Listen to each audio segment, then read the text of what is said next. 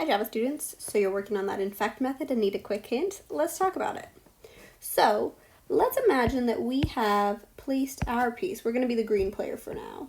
We've placed our piece here and we are looking to infect all of the surrounding areas. Now, the surrounding areas that I want to infect would be potentially anything that's within that first perimeter. So when we make that immediate circle around our piece.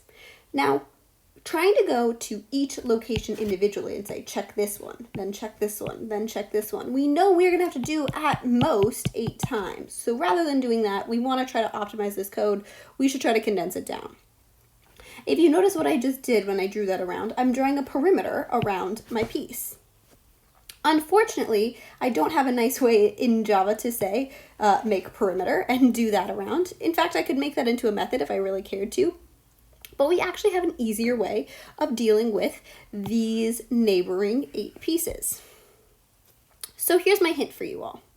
We know if we have a 2-dimensional grid, we at this point know the code to write to loop over every row and column and access every position within this 2-dimensional array.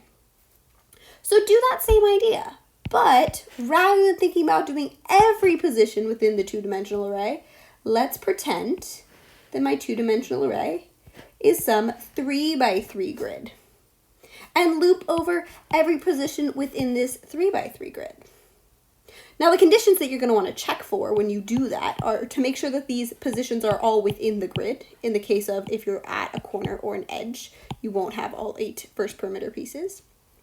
And then the second piece is to make sure that that piece belongs to your opponent. And if it does, you switch it. So you might be thinking to yourself, wait, I don't want to check this piece.